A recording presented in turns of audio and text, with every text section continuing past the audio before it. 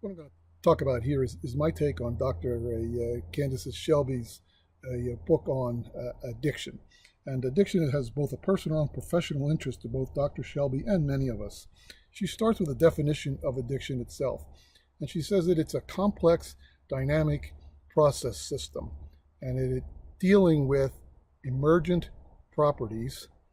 And as a definition, it needs a framework that includes the psychological, biological, and sociological factors.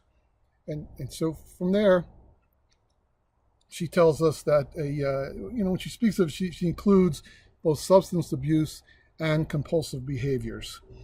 And she says, as far as both of them are concerned, she cautions us that there's always the issue of what's called the Sortes paradox, which says that he cautions us that when does a few grains of sand become a heap, right? So the point is, when in these behaviors do they become a use or just an addiction? And so that's one of the areas that she wants to warn us about. But then let's take her definition and let's start to break it down. So complex dynamic process system, and let's look at that with regards to a process analysis. And there's a thing on complexity that was built, and the consideration was that the four-quadrant problem of complexity, where the solution matrix put forth in an article by Harvard Business Review. And the main thing is that for chaotic and complex, the issues were multiple emergence, unpredictability, multiple dimensions, and triggers. And she talks about all of those. Then dynamic process, we get into considerations, the age-old adage that Heraclitus tells us that we cannot step into the same river two times. It's different and we're different.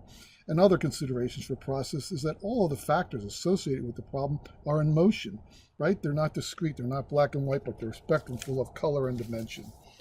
Finally, the third piece associated with it is systems theory. And with early on, it was thought that hierarchy would yield significant success. But as the tragic Challenger incident demonstrated, in a system, all parts are important.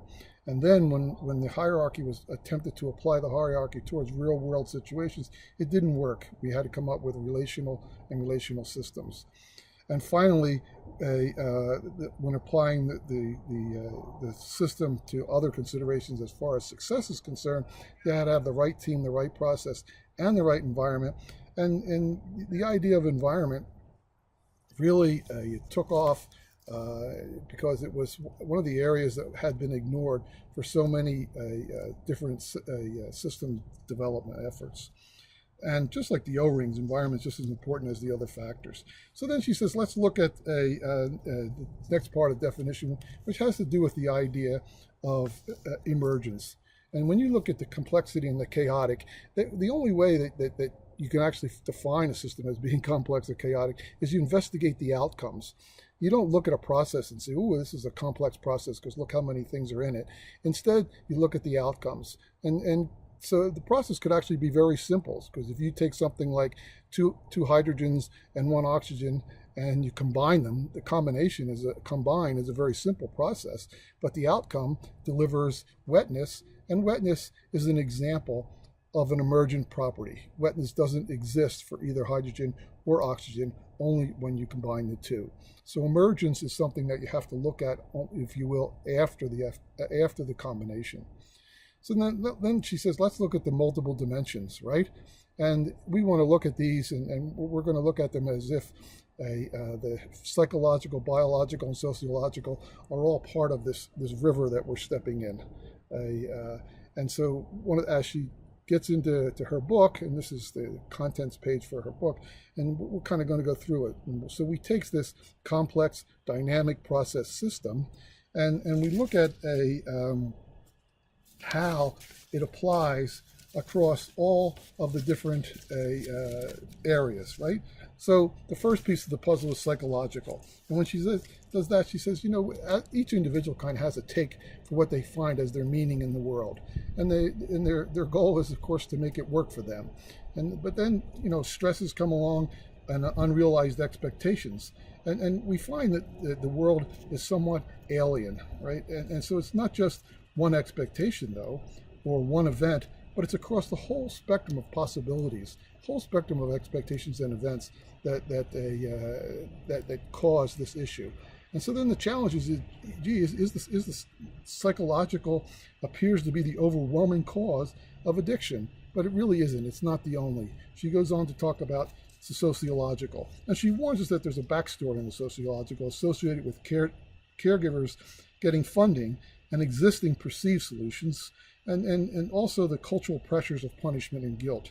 And so it spearheads a desire to blame addiction on all social problems and social pressures, but ignore the other two aspects. And that's just, she points out how that doesn't work in the book.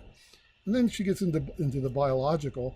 And finally, when she addresses the biological, she talks about all of the different things that are going on with brain research in terms of the narrative and experiential, the slow, fast system 1 and system 2. She talks about Churchland's and some of the other researchers, the way that the brain is relational, puts things together. And again, there's kind of a force there out there that's saying that is this going to be the real solution? Is we going to be able to solve this problem with just working on the brain? But the idea really here is that that's not going to happen, because the idea that there is one best solution is really the enemy of the idea of what works. And what works is the solution process for complex and chaotic. This is also a challenge for our existing institutions and our existing laws. They're looking for a best practice. So in a later article, in summary, what Dr. Shelby does is she kind of summarizes all of these things and says that, okay, what we're talking about is a complex dynamic system. And we've talked about that all the different pieces. And she says, it actually could have more dimensions than just those three. Those are three that we're just considering. It's multiple scales of organization, right? It's up and down the spectrum of all the different colors. It's massive parallel processing and a preponderant feedback loops, which is what the relational system idea from an image perspective, a metaphor, gets us to. And the idea here is that there really is no silver bullet. There's no one size fits all, and there's no political, economic, or social institution that are really set up to deal with and be a success in dealing with addiction. And so we're going to have to start to depend somewhat upon what's going on in chaos and complexity theory. And one of the things that we want to point out is that even as we look to think that we're going down and solving the problem, getting closer to a solution, we often find out that we're way back at the top, or that the solution, there really is no one solution that's actually closer to they're all at the same width. So again, what we're trying to do here is finally solve the biological, physiological, psychological and sociological issues. And maybe what we'll do is we're going to end up traveling down the path of studying things like epigenetics, where we encounter the techniques of gene expression as an example of one technique that nature uses to address complexity. Thank you.